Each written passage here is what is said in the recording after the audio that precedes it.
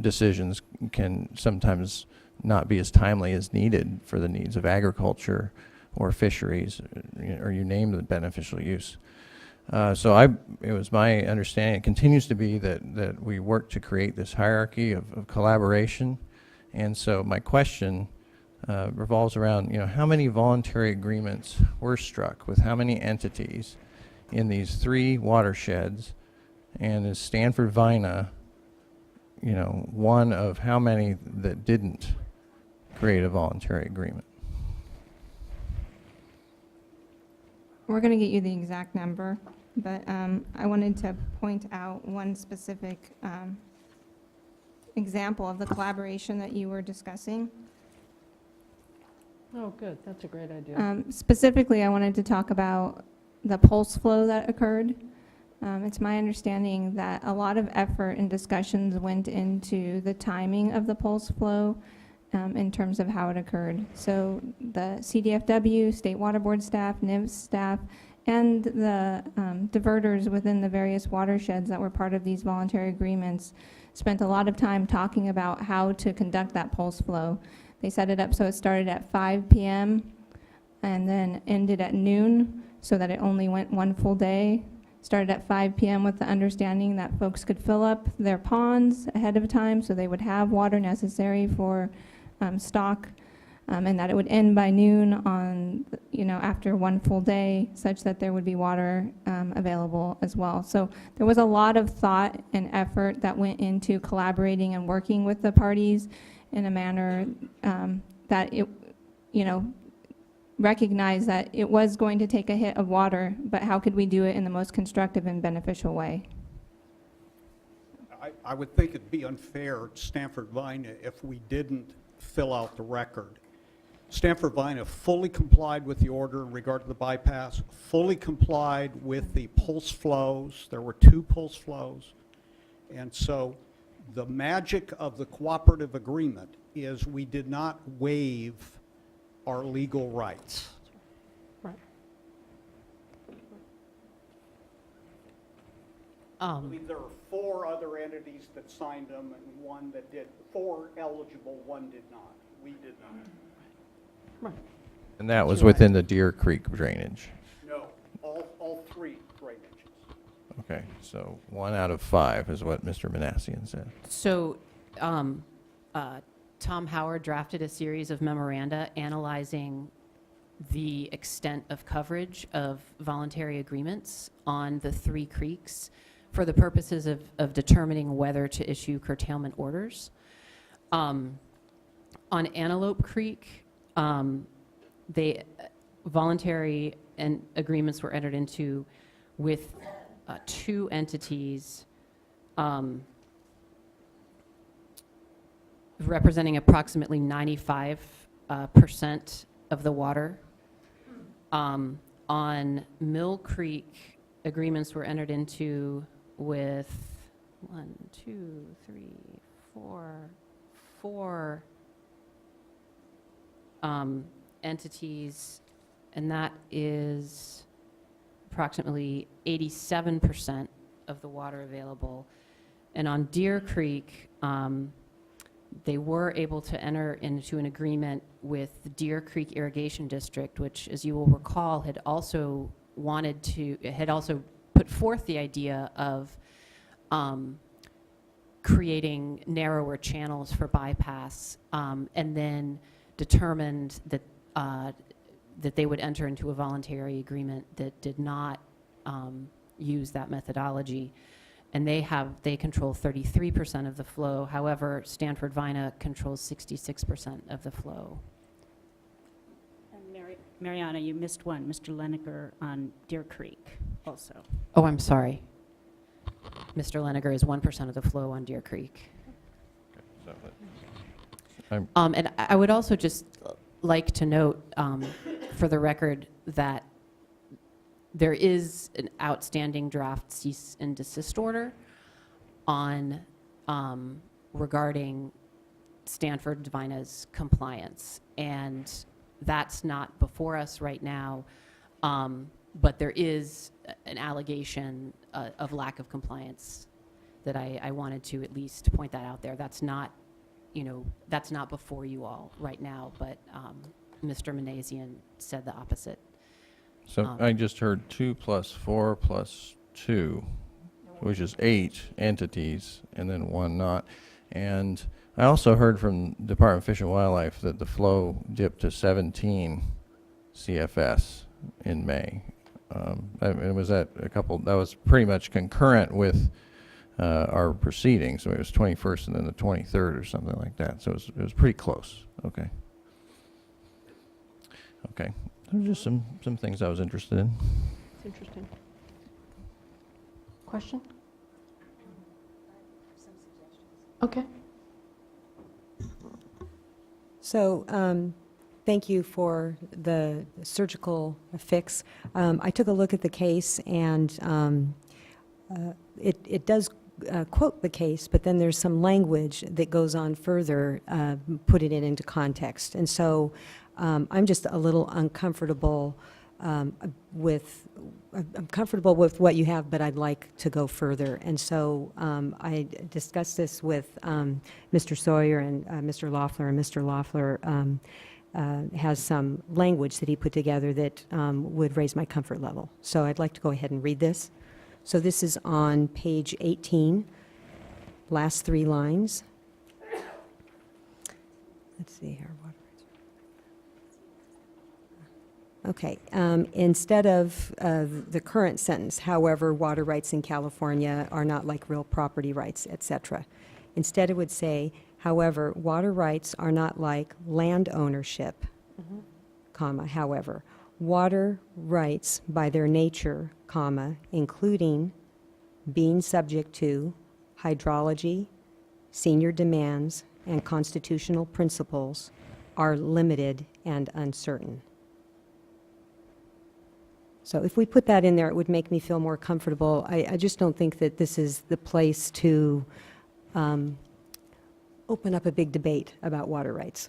And this is pulling it from the cases that have been quoted. Did you have anything to add, Mr. Loeffler? No, I think that's fine. It's more Essentially, explanatory, what's that? just more explanatory on the conditioning. Certainly, to help explain, Not conditioning, but the limits. people seeing the concept of limited and uncertain in the abstract. This helps identify 3 of the factors that were identified in People v. Morrison and the underlying Racanelli decision. So I think it's helpful and provides clarity for readers looking years back down the road at this decision. Okay, so thank you. And then I just have a few comments as well. Sure. Was sort of struggling about whether or not to say this, but as my fellow board members probably remember, this was a lengthy hearing, and there was a lot of good dialogue and also give and take. And I was uncomfortable about using waste and unreasonable use authority in the context of an emergency regulation. I continue to be uncomfortable with that, but you all were just terrific working through some of the concerns that I had, and I felt that the regulation was vastly improved, and so I'm prepared to support the staff recommendation with that change. Thank you. Thanks for So all may your I hard work on it as well. Officially make the motion for adoption of the order with the change sheet, with all the clarifications that have been, additional language that have been read into the record today. So you made the motion. Second. Someone made the second. And I appreciate all the hard work and good intentions of anyone. If I have something to encourage, but there's not a vehicle for it, an appropriate vehicle for it, it's that you try and have a face-to-face conversation with Mr. Manassian and his clients to think about what happens next, and that we have some conversations internally as October approaches on some of those criteria and what's going to happen. I don't want to just leave it as is, but I think I'm supportive of the motion and the draft order, which I think you crafted very carefully. All in favor, right, all in favor. Aye. Aye. And all in favor of a humanity break, please? 5-minute humanity break. Thank you all very much on all sides for trying.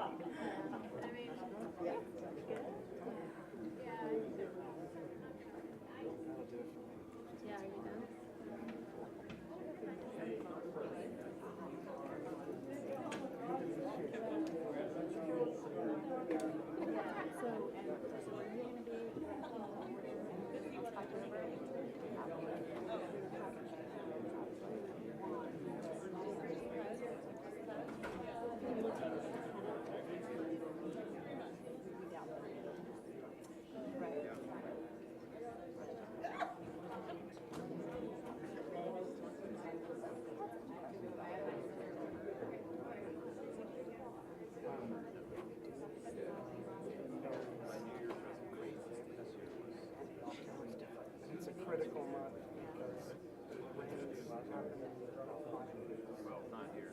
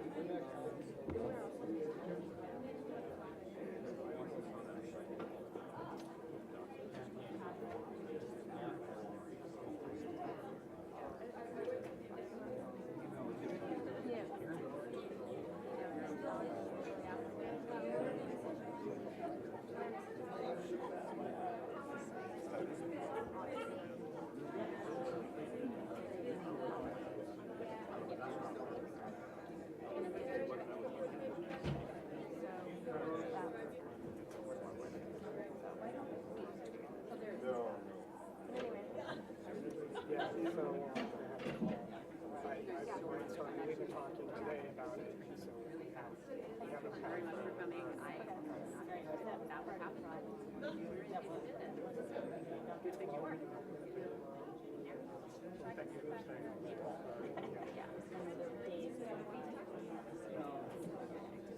Yeah, and although we are very limited in our choice,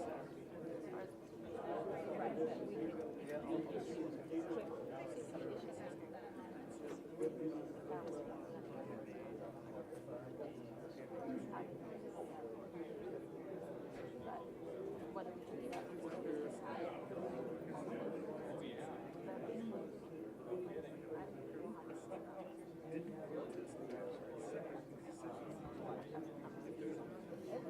all right, but thanks again for coming out. Really appreciate you. How you doing?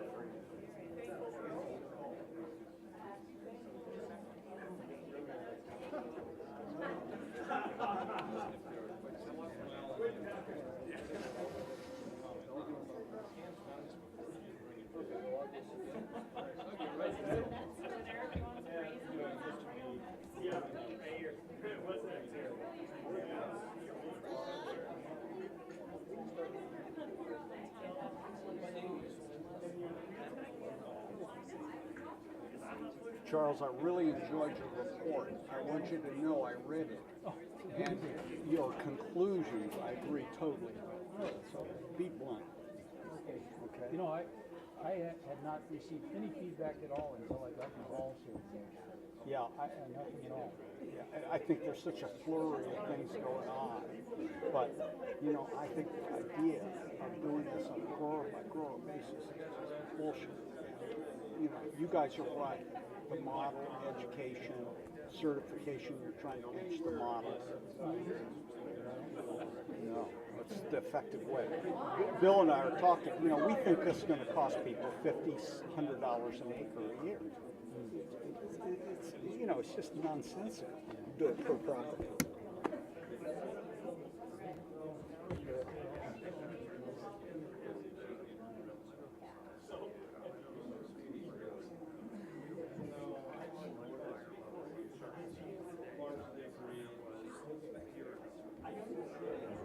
Both sides here, I guess.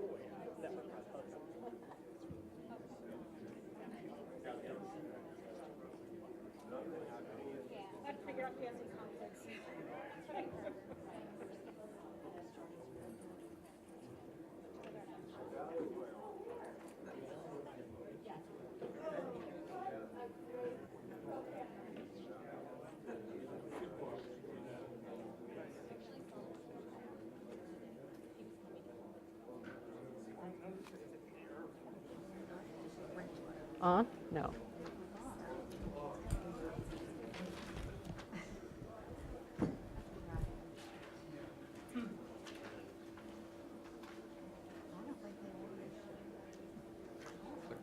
Janine, am I good? Okay. I turned it on. Yeah, I am. Hello? Hi. We're back. Let me apologize again for our bad timing. A number of us got it wrong for the meeting, but I really very much appreciate all of you staying, for joining us, and for staying through till this late evening. This is last but definitely not least. We've been looking forward to this presentation discussion for quite a while. And so with that, Darren, I'll turn it to you, correct? I'll take over. So Darren Polhemus, Deputy Director, Division of Financial Assistance. And as you know, hobbyist ag regulation person, I guess. So somehow I get sucked into all the ag stuff, by choice though. In-house ag Yeah, in-house expert. ag guy, there you go. In-house ag guy. So let me first acknowledge that Secretary Ross is here to join us for this. This is a partnership with CDFA, and I want to first thank them for their help in this. You can sit up here with us if you want. That's fine? All right. This is a partner process that they did the nitrogen tracking task force first, and we followed it with this ag expert panel report that you're going to receive today. And let me just remind you just very quickly of the background, and we'll get into the report. So kind of how we got here. If you recall, this all starts with SBX21 and the UC Davis report, of which the State Board created a report to the legislature from that. There was 15 recommendations in that report. Recommendation 11 was a nitrate tracking task force report, which CDFA completed last December. We then followed with the Ag Expert Panel, which was recommendation 14. To convene the Ag Expert Panel, we actually started with an advisory committee group. So we had a self-invite, self-create group that was across the spectrum of all the different folks interested in this topic, from environmental, drinking water, ag in themselves, of course. And they helped us come up with questions. There was already questions that also came from the State Board in their petition order for the Region 3 order that we had done several months prior. And then there was kind of a context that was given in the recommendation report to the legislature as well. So as a result of that, we also had them help us select the panel, of which I think 5 of the members are here today, and Dr. Charles Burt chaired that. He will introduce the members of the panel as part of his presentation, so I'll save that for him in a few minutes. And we basically I should stress that the panel followed the Open Public Meeting Act because the State Board had specifically requested these in a fairly official way. We felt it prudent to follow that, and so the panel always met in open session so that people could observe all the stuff. Any materials presented to the panel as well were distributed via website and Lyris list so that everybody had the same materials, can follow along. The panel met kind of in a series. We started off with a whole week of 3 different meetings throughout the state to take just open public comment. This was after the State Board had presented 13 questions to the panel for consideration, and to get people's feedback on that before they started their deliberations. They then went into a series of deliberative meetings, released a draft report on July 7th. It had a 30-day comment period. We took written comments. They considered those comments. They also met once during that comment period time on July 18th to take oral public comment as well. They reconvened on August 20th and completely redrafted the report based on all the great comments that were given to them to a much different report and much improved, I think, personally. And so that is the report being presented to you here today. So do note that the comments that are posted were on the draft. We really have not taken comments on this particular report here to date. And so with that, I'll let Dr. Charles Burt take up. Thank you. Good evening. Good evening. Thank you, Dr. Burt. I'm glad I don't have your job. Okay, could I get the PowerPoint up? And I guess this is one of these deals that nobody will look at me, you'll just look at that. Oh, you have your screens in front of Yeah, you, don't we you? do, so Okay, we can good enough. pretend to look at it or pretend to look at you. Great, okay.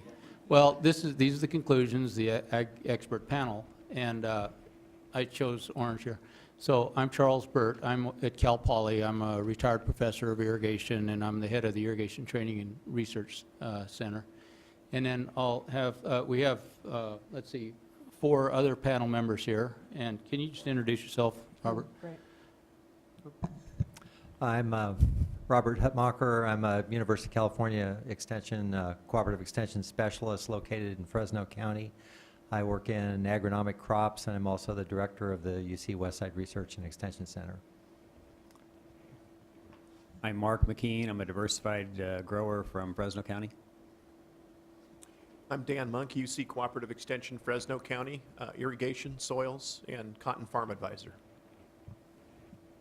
And I'm Till Engerman. I'm a hydrogeologist with Ludorf and Scalmanini Consulting Engineers. Okay. Bill Brush is a certified crop advisor, pest control advisor.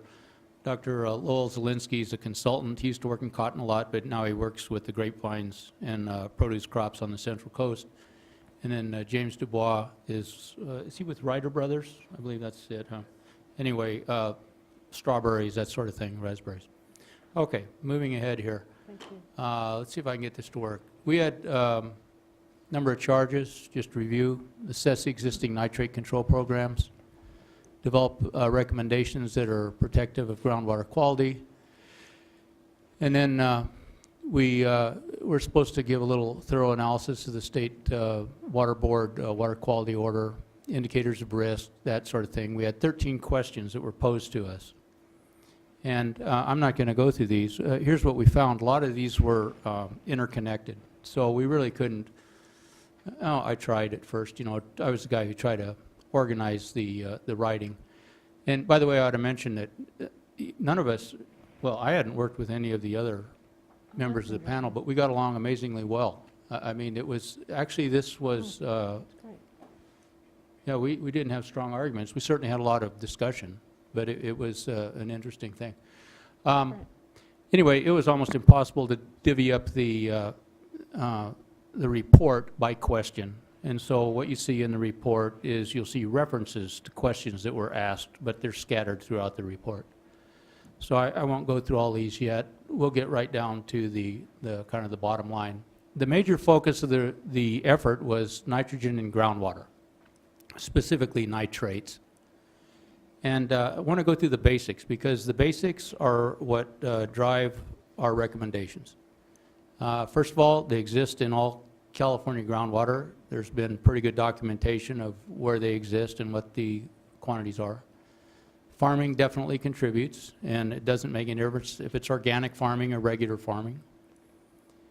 All sustainable farming practices leach nitrate below the crop root zone. For one thing, if you do not have any leaching, and this is irrigated farming practices, you get accumulation of salt, and salt will eventually kill everything. And there are certain exceptions with rice, but it doesn't make any difference if you have drip, sprinkler, flood irrigation, furrow irrigation, trees, row crops, good farmers, bad farmers. It's a fact of life, okay?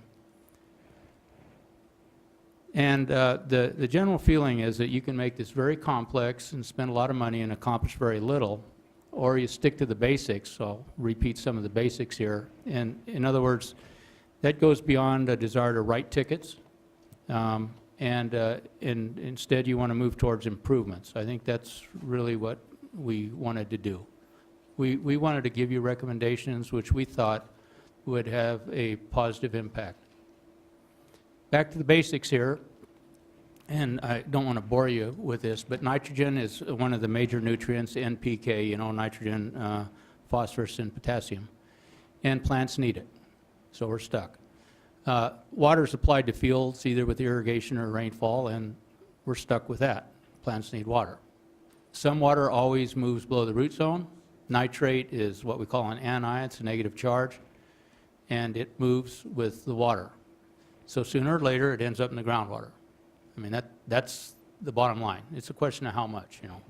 But then there's some little words there like somewhere and at some time, sooner or later, and that's, of course, where it can get very, very complicated, trying to define the sooner or later and where. So we did look at a number of commonly held ideas, proposals, and currently accepted actions, and we discarded a number of them. It's important for you to realize that we did look at these things. One of them is the idea that you have to model root zone nitrogen activities. And I'll explain that in a bit. That was discarded. Another one is an idea that you have to monitor first encountered groundwater. That's, if you can imagine, you have an aquifer, you have groundwater where it's saturated down there. At some point, there's first encountered. That's where it first gets there. Okay. Another one is doing a lot of modeling of groundwater. Now, that doesn't say monitoring, that says modeling to determine the sources of nitrate. And then another one is the use of proxy vulnerability indices, such as, I'll describe this later, NHI. So first of all, the idea of really understanding and modeling nitrogen cycle and the movement of nitrogen down through what we call the vadose zone. The vadose zone is an unsaturated zone below the root zone. It's in between the root zone and groundwater. How's that? So and it's above first encounter. yeah, it's whatever happens. And it's a fascinating topic. All this is fascinating, absolutely. It's very complex, very fascinating. Be nice to know it all. But the problem is we understand the basic ideas. By the way, I should say I have a degree in soil science with honors and also have degrees in irrigation. So I'm kind of a mix between these. You're a dirt and water guy. Pardon? You're a dirt and water guy. Yeah. As they would say in the Big Bang Theory. Right, yeah. So the problem is we get the idea here, but trying to come up with numbers and defining exactly when things happen, even if you have a very controlled research environment, it's really tough to get a handle on this. So we're saying, well, that isn't quite what you want to do for regulation.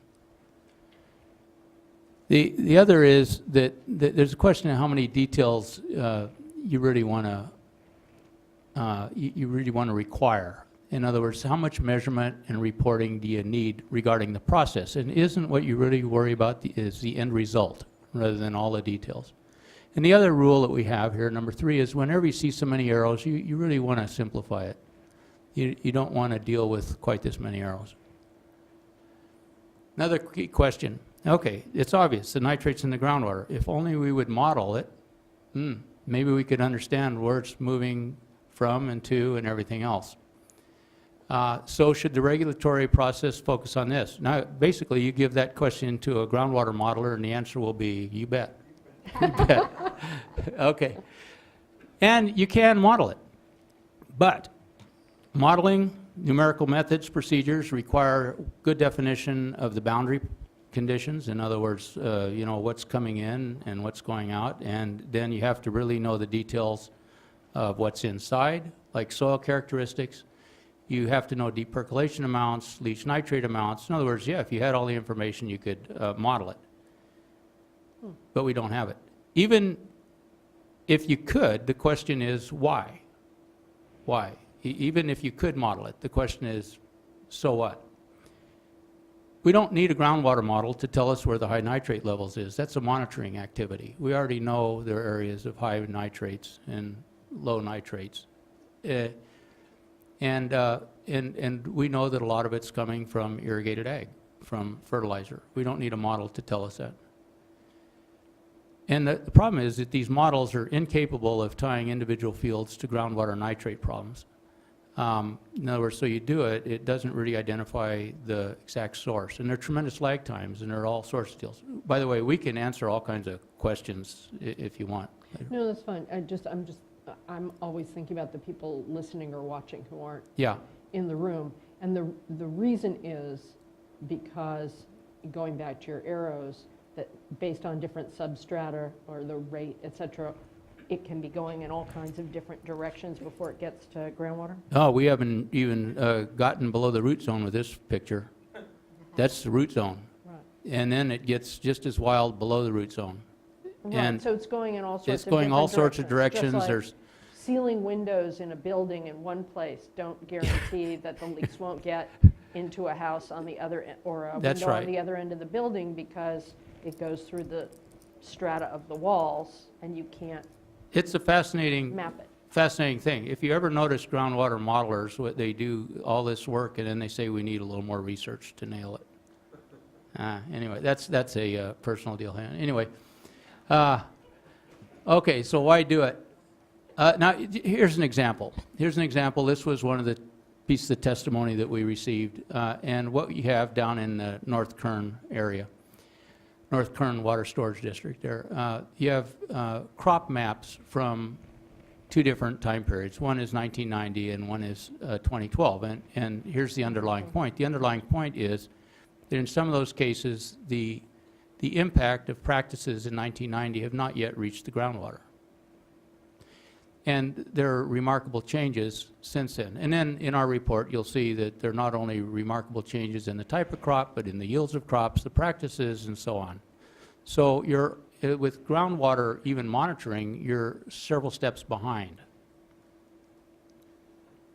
This is a transect taken in, from Modesto, the Modesto area. This was a really good USGS report, which, by the way, pointed out the need for additional research. But these are the records of well logs. Now, to put it in perspective, every color there, like let's say you have a sand and clay, within the silt and clay ranges, you can have, let's say, in that category alone, one color, you can have ranges of hydraulic conductivity of 100 times, not 100%, 100 times. And well logs do not give you that information. Well logs show blue clay, gravel, sand, you know, okay. So it's a real zoo down there. Another idea, so we're saying, wow, you know, that's a real interesting problem and it's real nice to model it, but I don't think that's what you're going for here. if you really want something to happen. Another one is this first encounter groundwater. It's very expensive. It doesn't tell us much in most cases. It doesn't solve any problems.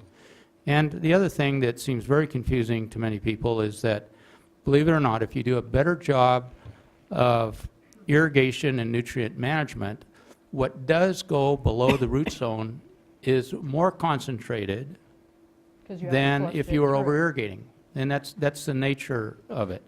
So what do you do when you get the number? If it's highly concentrated, does that mean it's a high load or just a high concentration? You know, and you're in the realm of waving hands. Oh, you know, on that point, Doctor, Yeah. I appreciate the point too.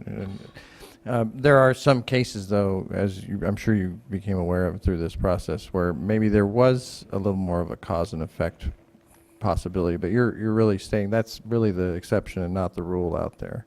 Well, but I think of San Lucas, where you had a cooperative landowner, worked cooperatively with the community, acknowledged changes relative to the changes in agriculture that had been done. We hear stories where there was a response in the system. Do you have any quick comments on that? Certainly you can find it. And on shallow groundwater, in shallow groundwater conditions, it's going to be more obvious than others. And then it depends on the size of the fields net. The real question is so what? In other words, what we're proposing just bypasses that. It's just additional work that doesn't mean much. How's that? And so You're just saying it can distract you from it can what distract you can. from, that's right. There are all many, many very interesting things out there that you can spend money and time on. That's really, and what we're doing is going to that. The last thing we examined and discarded, last general thing, was using what we would call a proxy formula or metric to look at fields from a distance and decide risk and vulnerability. And there is one in particular called Nitrogen Hazard Leaching Index, or NHI. And keep in mind, there's a lot of vested interest in that, because there are researchers who depend on that, and there are various groups who've adopted it. It's a process which I'll describe briefly that allows you to easily make maps and say, here's where the big problem is. So if you want a map, you got it. Let me just give you a little idea on this. The basic idea there is there are three variables that would influence your categorization. One is soil type, one's irrigation method, and one's crop type. And the values that you could have are 1 to 4 on crop, 1 to 5 on soils, 1 to 4 on irrigation. Now the question is, why not 1 to 4 on all of them, perhaps? And then you multiply them together, and you get a number. Pretty straightforward. But why not add the numbers instead of multiply them? Does soil type really make a difference with microspray, for example?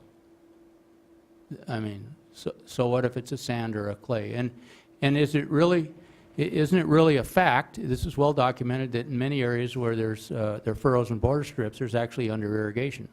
Take Imperial Valley, for example. I mean, that's a classic one. Tremendous buildup of salts and under irrigation there. It's about 10% average in Imperial Valley. I know that's not exactly what we're talking about, but that's a big area, So the question is this number here. What's it really mean here? For just as an example, this is not in the report, but I thought it would illustrate the point. We did a 2006 report for Westlands Water District in Panoche. This is our center. And it's basically a shotgun. Now, if you take a look at the upper right-hand graph, just to give you an idea, on the x-axis, it's water applied, and then there's yield on the y-axis. And you can see it's a scattering of furrow and drip. Now, by the way, I'm a big drip proponent, so don't take me wrong on this. But the point is, the point is that you see drip and furrow all mixed up there in terms of actual results. And going back to the index, for example, you see that there's crop, irrigation, soil type, and you get an index which may have absolutely no bearing on what's really going on out there. And the point is that cherished assumptions about drip and furrow and they're not always valid. So the irrigation thing was method of irrigation, not amount of Right, irrigation? right. Just method, yeah. Here's the thing, you can have good and bad of anything. It's kind of tough to categorize it. So we think that it's futile and expensive to pursue these items. So we explained in detail in the report why the nitrate problem is vastly different from a typical point source discharge problem and why it takes a completely different approach. I didn't think I had time in it. The nitrate problem involves, first of all, it's processes. It's not like a tank that leaks. That's not a process. That's a hole, you know. There's social and behavioral components. We received comments that said, well, that's not the case. But hey, in farming, there's a lot of social, behavioral, education type elements. It's a diffuse non-point source with both the source and the distribution characteristics are hard to nail down. And there are also a lot of uncontrolled variables, such as rain, insects. It's not at all like a leaky gas tank. See. So what we did now getting down to what we did here, finally. That's what we didn't do. We developed what we think is a list of solid and positive recommendations that will do these things. We think it will actually reduce nitrogen leaching to the groundwater. We recognize the importance of long-term groundwater monitoring. And also we think it will give regulators a true sense of the extent of the problem, where the problem is, you know, the magnitude of the problem. And basically what it is, we're saying, why do all this other stuff? Just go to the source. If this flips here, let's see. I thought we got a new one. Maybe you did. Maybe it's the operator. Can you please forward it one? So that's what we're saying. Go to the source, which is the farm, in a pragmatic matter, instead of second guessing everything. There we go. For example, all these arrows here, this is kind of the guts of it. This is just the root zone. Really, there are three big arrows here that weren't in the previous one. These are the red ones. One is you put nitrogen in. How about that? That's kind of basic, you know. It's organic matter, it's irrigation water nitrate, it's fertilizers, you name it.